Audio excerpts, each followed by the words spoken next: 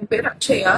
இப்போ சோசியல் மீடியால பரவிட்டு இருக்க வீடியோ எதுவுமே இப்ப எடுத்தது கிடையாது. 2025 எடுத்தது ஏப்ரல்ல. இந்த வீடியோ வந்து அவரு தப்பா எதுவும் யூஸ் பண்ணக்கூடாது, சோசியல் மீடியால எல்லாம் போடக்கூடாது அப்படின்னு சொல்லிட்டு ஸ்டேஷன்ல 2 டைம் கம்ப்ளைண்ட் ஆயிருக்கு. கம்ப்ளைண்ட் ஆகி இந்த வீடியோ யூஸ் பண்ணவே கூடாது, ஏன்னா இது ஒரு ஃபேக் வீடியோ.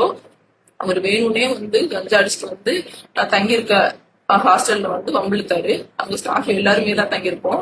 என் கூட பக்கத்து ரூம்ல எங்க 2 பிள்ளைங்களா இருந்தாங்க. அவங்களெல்லாம் அவர் கவர் பண்ணி எடுக்கவே கிடையாது. வேணும்னா அவங்களையும் கூட நான் பேச சொல்றேன். இவர் என்னையும் மட்டும் கார்னர் பண்ணி நான் வேலைக்கு போக கூடாதுங்கிறதுக்காக பிரச்சனை பண்ணிட்டு எனக்கு மொட்டையெல்லாம் அடிச்சாரு. அந்த மொட்டை அடிச்ச கேஸ்ல கூட இந்த வீடியோ எல்லாம் போய் காமிச்சு அனுதாபத்தை தேடிக்கிட்டாரு. அவர் சைடு நியாயம் இருக்க மாதிரி.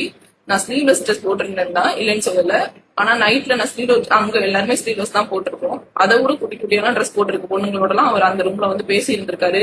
என்னை எப்போ ஊர்ல இருந்து வேலைக்கு கொண்டு போய் விடும்போதும் அந்த பொண்ணுங்கள்ட்ட பேசிட்டு ஜாலியா உட்காந்துட்டு சிரிச்சுட்டு 1 மணி நேரம் அங்கேயே ஸ்டே பண்ணிட்டு கூட அடுத்த நாள்லாம் கிளம்பி சென்னைக்கு வேலைக்கு போயிருக்காரு.